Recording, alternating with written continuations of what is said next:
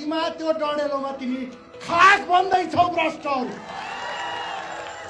35 वर्षसम्म लुटेकाहरूलाई 35 वर्षसम्म लुटेका भ्रष्टहरूलाई भ्रष्ट भनेपछि ठ्याक्कै बुझ्छन्। हामीलाई गाली गर्यो भन्छन् भ्रष्टहरू।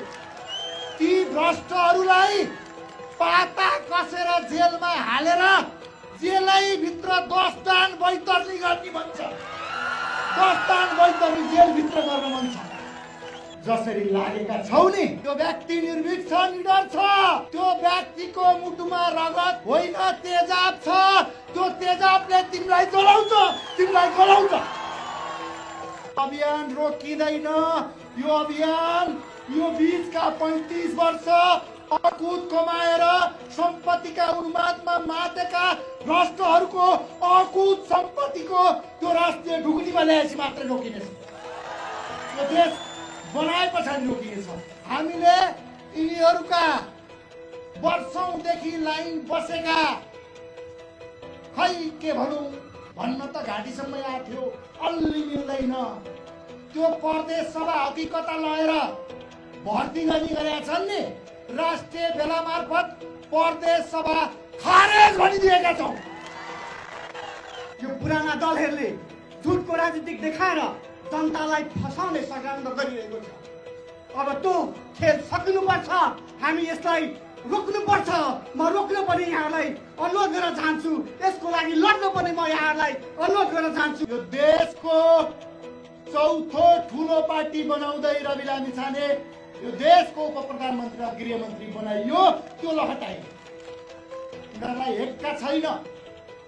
न्यायालयको प्रक्रिया र न्यायालयको आदेशलाई मान्छु भनेर न्यायालयप्रति त्यो हार्दिकता देखाउँदा देखाउँदै 7:30 बजेको आदेश 10 बजे कार्यान्वयन गर्नुपर्ने त्यो पनि गुण्डागर्दी शैलीसँग बेडरुमसम्मै पुगेर जुन दुर्व्यवहार गरियो।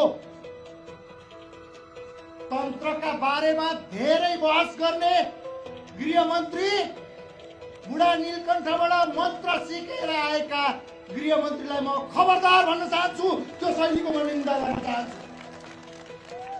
जुन शैलीसँग प्रहरी परिचालन गरियो, गुण्डागर्दी शैली थियो। जुन शैलीसँग अन्तिम इच्छा के छ भनेर सोधियो, म चितवनबाट भन्न चाहन्छु अन्तिम इच्छा के छ। यो पार्टीको राष्ट्रिय स्वतन्त्र पार्टीको र रवि लामिछानेको अन्तिम इच्छा के छ सुन्न तयार हुँ म भन्न चाहन्छु। यो देशमा किसानको मुहारमा हाँसो ल्याउने अन्तिम इच्छा छ। यो देशको युवा पलायन रोकेर युवाहरूलाई रोजगारी सृजना गर्ने अन्तिम इच्छा छ। यो देशमा दलीयकरण र भ्रष्टाचार विरुद्ध सशक्त आवाज बोकेर विधिको शासन स्थापना गर्ने अन्तिम इच्छा छ। यो देश 35 वर्षसम्म लुटेकाहरूलाई 35 वर्षसम्म लुटेका भ्रष्टहरूलाई भ्रष्ट भनेपछि ठ्याक्कै बुझ्छन्। हामीलाई गाली गर्यो भन्छन् भ्रष्टहरू। ती भ्रष्टहरूलाई पाता कसेर जेलमा हालेर जेलै भित्र 10 दान बैतरनी गर्ने भन्छ। 10 दान बैतरनी जेल भित्र गर्न मन छ।